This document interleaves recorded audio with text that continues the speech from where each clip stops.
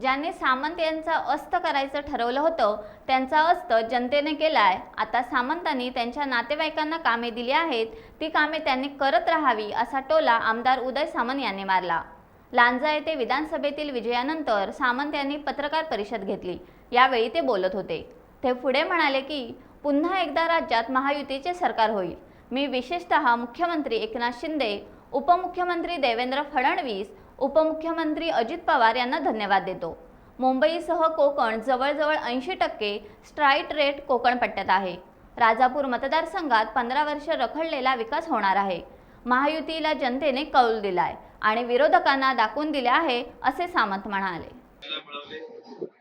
230 पैकी पेक्षा जास्त जागा जिंकून आम्ही पुन्हा एकदा महायुतीचं सरकार स्थापन करतोय आणि यामध्ये मुंबईसह कोकणाचा सहभाग हा फार मोठ्या प्रमाणात राहिलेला आहे।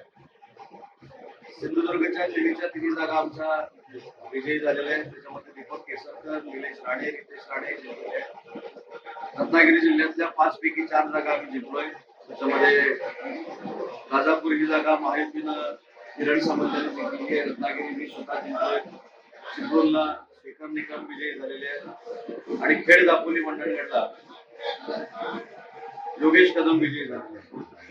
रायगड जिल्ह्याचा मी पालकमंत्री आहे। रायगडचे 7 आमदार हे महायुतीचे निवडून आले आणि ओव्हरऑल आपण जर बघितलं मुंबईसह कोकण तर जवळजवळ 80% स्थायिक रेट हा महायुतीचा संपूर्ण कोकण पट्ट्यामध्ये राहिलेला आहे।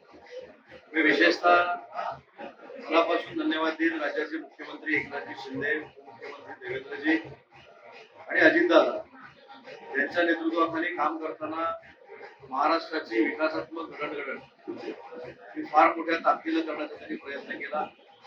माझी लाडकी बहीण योजना ज्या पद्धतीने राबवली गेली, आमच्या महिला भगिनींनी, लाडक्या बहिणीने देखील आम्हाला आशीर्वाद दिले, युवकांनी आशीर्वाद दिले। आम्ही जे काही प्रकल्प ज्या भागामध्ये आणले होते त्या जनतेनं आम्हाला आशीर्वाद दिले आणि जो फेक नरेटिव्ह सेट केला गेला होता त्याला आम्ही सगळ्यांनी मिळून तिलांजली दिली। म्हणूनच 230 पेक्षा जास्त जागा या महाराष्ट्रामध्ये महायुतीच्या निवडून आलेल्या आहेत। महाविकास आघाडीच्या सगळ्या नेत्यांना त्यांचा विरोधी पक्ष नेता मिळवण्यासाठी मनापासून शुभेच्छा देतो। कारण 29 आमदार हे विरोधी पक्ष नेता निवडायला लागतात असं कुठेतरी वाचलंय किंवा ऐकलंय। जे स्वतःचा विरोधी पक्ष नेता बनवू शकत नाही त्यांनी जी काय आमच्यावर आगपाखड केली होती त्याला जनतेनं उत्तर दिलेलं आहे। आणि विशेषतः आज लांजा राजापूर मतदारसंघाच्या बाबतीत जर बोलायचं झालं तर मी स्वतः माझ्या मोठ्या बंधूंचं स्वागत करायला आता लांजामध्ये आलेलो आहे। टाइम्स डिजिटलला लाईक करा, शेअर करा, सबस्क्राईब करा आणि बेल आयकॉन दाबायला विसरू नका। Times digital.